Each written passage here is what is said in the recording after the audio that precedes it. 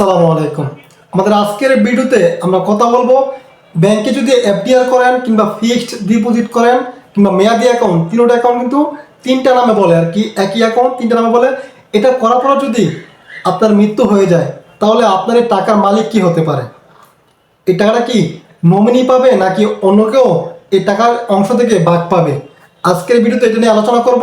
আপনার সময় থাকলে ধৈর্য সহকারে সম্পূর্ণ ভিডিও দেখার চেষ্টা করবেন। তো চলুন বন্ধুরা, কথা না বলে ভিডিওর মূল পর্বে চলে যাই।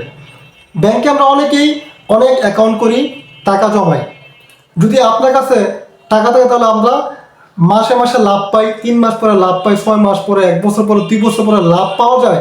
এরকম একটা ফিক্সড ডিপোজিট করি, এফডিআর করি, যে নামই বলেন না কেন। তো যদি কোনো কারণে আল্লাহ না করুক আপনার মৃত্যু হয় তাহলে সে টাকাটার মালিক হবে কে? আপনারা তো অ্যাকাউন্ট করার সময় অবশ্যই একজন নমিনি দিয়ে থাকেন। তো এখন এই টাকাটার মালিক হবে নমিনি। নমিনির সাথে আপনার ওয়ারিশগণ যারা আছে তারা এই টাকা থেকে ভাগ পাবে, অর্থাৎ সবাই টাকাটা পাবে।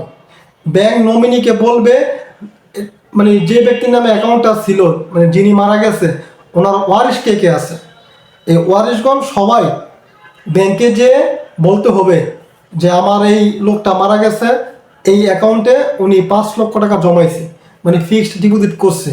অনেকে একটা ভুল করেন এরকম যে আপনার বাবার নামে অ্যাকাউন্ট আছে, আপনার বাবা আজকে থেকে 2 মাস আগে মারা গেছে, তো আপনারা জানতেন আপনার বাবার নামে 5 লক্ষ টাকা একটা এফডিআর ব্যাংকে করা আছে, আপনারা ব্যাংকে যোগাযোগ করেননি।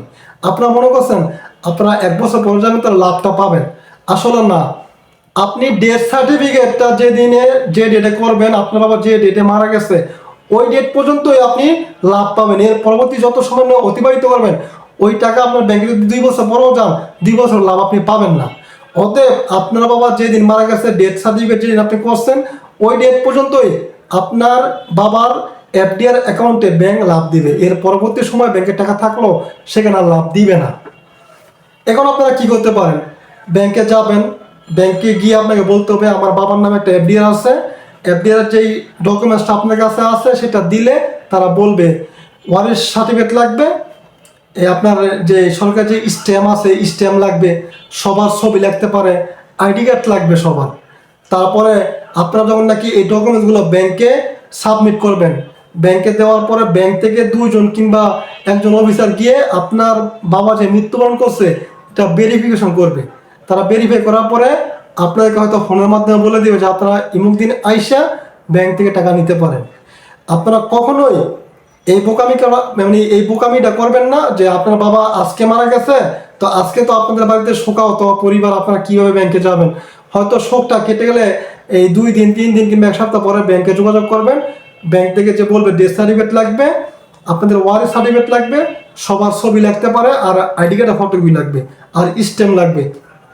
এই জিনিসগুলো দিবেন। যদি আপনি বেশি লাভের আশায় মানে জিনিসটা গোপন রাখছেন, যে পরবর্তী সময় গিয়ে আপনি 3 মাস 6 মাস 1 বছর 2 বছর পরে মানে লাভ বেশি পাবেন আশায় পরবর্তীকে ব্যাংকে জানাবেন, কাজ হবে না। কারণ আপনার ডেথ সার্টিফিকেট দেখেই তারা আপনাকে লাভটা দিবে। আশা করি আমি যেভাবে বোঝাতে চেয়েছি আপনারা বুঝতে পারছেন। তারপর যদি কারো বুঝতে অসুবিধা হয় তাহলে তো কমেন্ট বক্স অবশ্যই খোলা আছে, কমেন্ট করবেন, উত্তর দেওয়ার চেষ্টা করব।